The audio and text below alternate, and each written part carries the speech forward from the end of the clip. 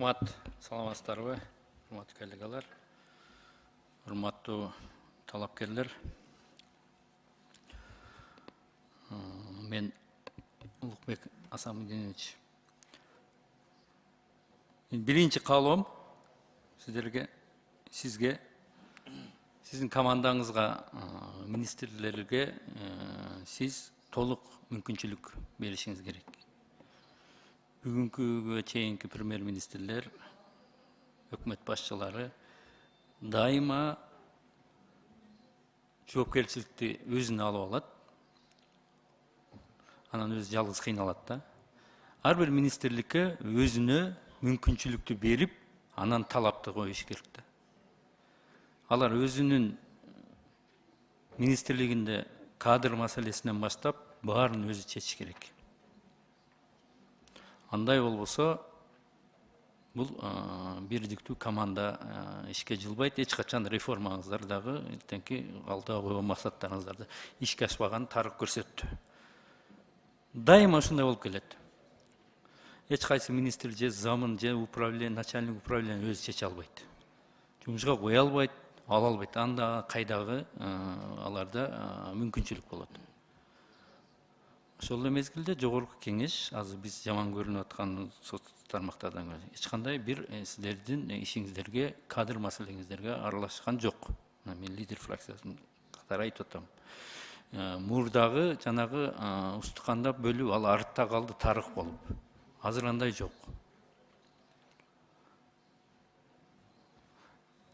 Сиз дагы мүмкүнчүлүк беришиңиз керек деп мен ойлойм, бирок ошондой талап өзү негизги ошондо ар биринен талап кылып аласыз.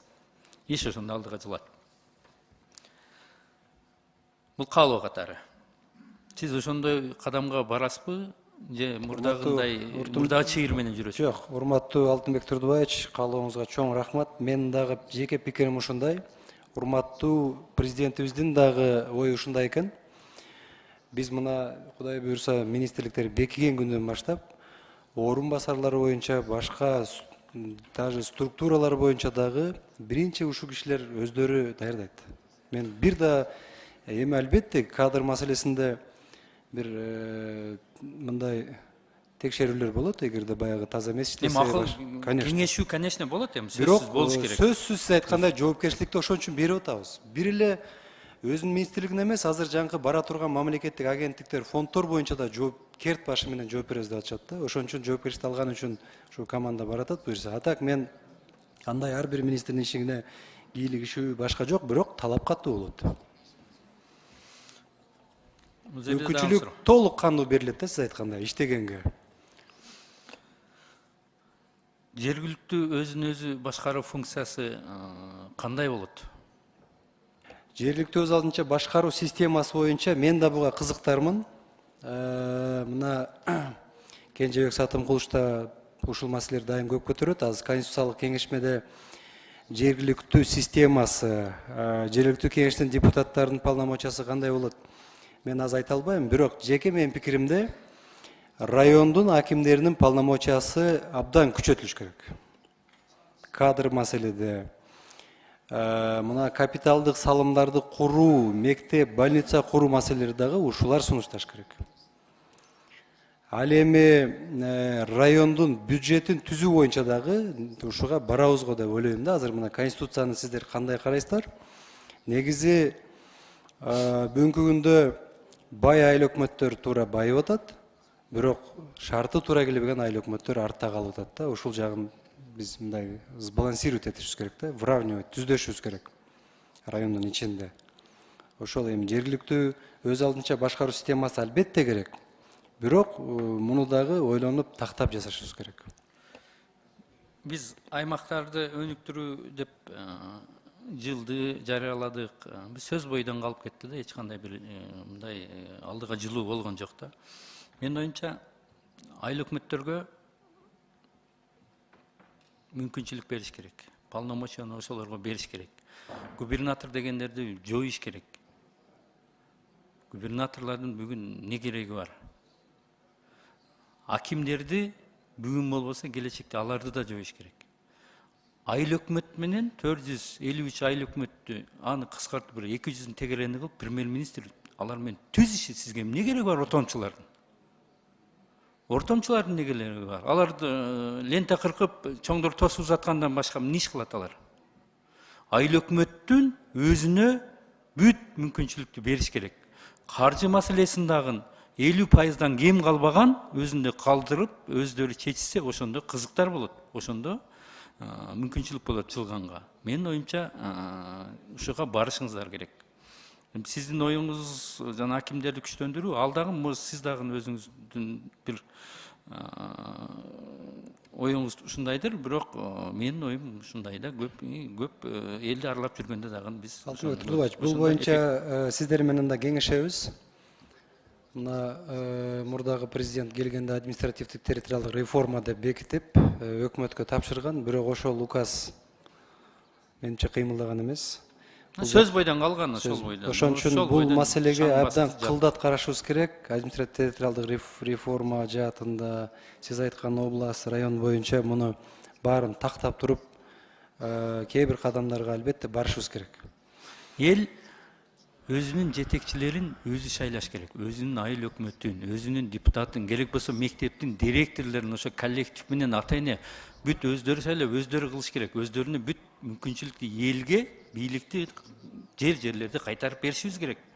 Жанагы вертикаль власти деген бул эски түшүнүк менен дагы деле жашап келебиз. Аны менен биз алдыга жылбаганыбыздын 30 жыл бул тастап Азыр буюрса мына конституциялык референдум конституция боюнча өтсө, ошого жараша менимче бардык мыйзамдар ошол тартипке келет го деп ойлойм да. Рахмат сунуштарыңызга.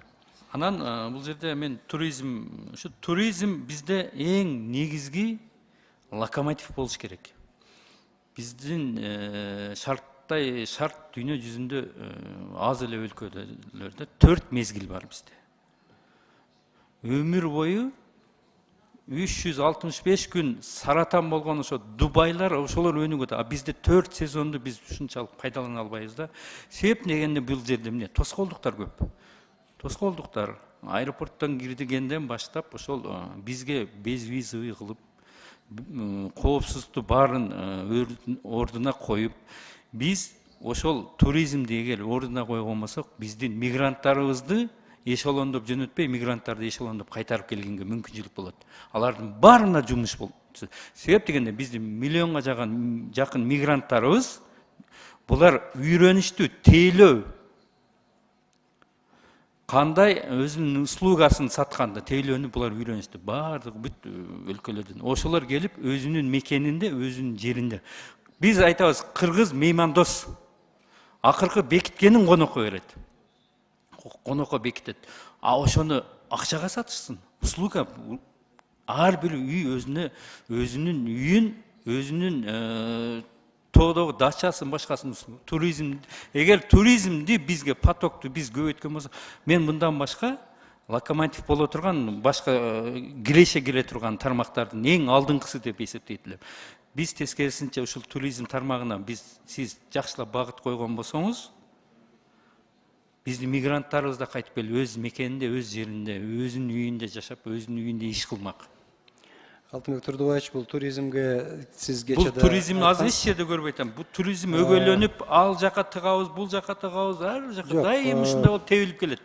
Алтынбек Турдубаевич, бул азыркы күндө турган жери маданият жакта турган үчүн министрликте аты турганы менен, бирок тилекке каршы жыйынтыгы азыраак болду. Азыр ошо экономикалык блокко кирсе, сиз айткан жанагы бүт ошо мындай бул чоң киреше дагы да.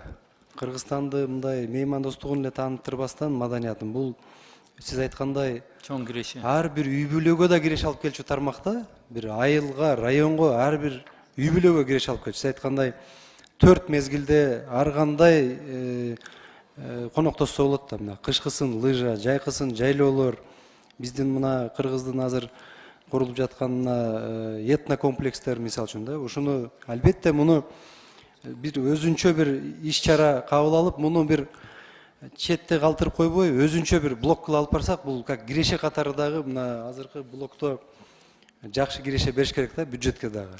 Мен бир жерде отуруп, бир жөнөкөй эле бир бала менен сүйлөшүп отуруп, мынтип Биз конок келсе каяка апарабыз, Супарага деп сөз болуп атты да. Ошол бала айтып атат. Вес Кыргызстанды Супара кылса болот деп. Эмне үчүн болбойт экен? Вес Кыргызстанды. Эмне таш, жыгач, жөнөкөй, этно ушундай багытта өкмөт ушундай программалар, ушундай нерселер менен архитектура бүт бар. Ушул багытта современный этно кылып туруп ушундай багытта иштесе, туризмди күчөтсөк, эмне үчүн болбойт? Бул багытта эч бир өкмөттүн шымалга чейин бир алдыга иштегенин байкабай келебиз.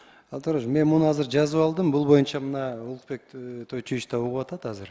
Биз ушул жаатында азыр мына тиешелүү башка органдар менен өзүнчө мына сиз менен да кеңешебиз. Өзүнчө бир программа иштеп чыгалык.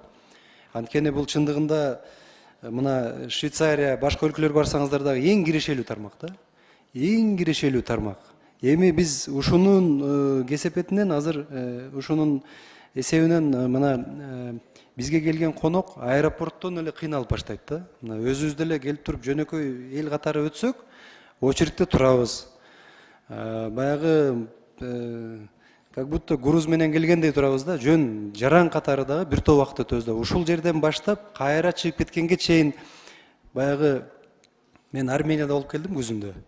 Таксиске отурсаңыз дагы аябай мактайт экен. Кичипейил, биз бүт ушул боюнча техникумдарда, башка жааттарда окутушубуз керек да, керек болсо. Конокту кантип тосуудан баштап узатууга чейин. Бүт шарт түзүшүбүз керек. Эгерде азып мына программага кирсе буюрса, анда мен ойлойм жана этно комплекстерди кургандарды башында бир аз салыктан да бошотуу жактарында караш керек да, жанданып кеткенге чейин. Сиз менен муну бир иштеп чыгалык, Кудай буйрса. Биз эми айтпайлы, мына Грузияны, Туркияны, өнүккөн өлкө, мына кошуна Өзбекстанды азыр эле көргүлө. Мына акыркы 1 жыл, 2 жыл Өзбекстан кандай багыт менен кетти ушу туризм. Биз калып кетебиз. Биз тез аранын ичинде бир аракет кылып, биз 3-чү тил англис тилге биз басым салышыбыз, коюшубуз керек. Ушул жагында чечимдерди кабыл алып, биз тез аранын ичинде мына IT технология, айтишниктер азыр граница жок аларга. Үйүндө отуруп, японский же американский компанияларда отуруп, бир семья 10 гектар жерди иштеткенден бир компьютер менен, ноутбук менен ошондон көбүрөөк пайда таап атышат. Бул ушул тармактарда биз артта калып атабыз, артта. Биздин цифровизация такыр бүтпөй койду. Биз эски түшүнүк менен, эскиче эле аракет менен иш болуп атат да. Биз жаңы жол бар экенин биз көрүп туруп ошого салбай эски менен эле кайра эле ошол чыгыр менен айланабыз да.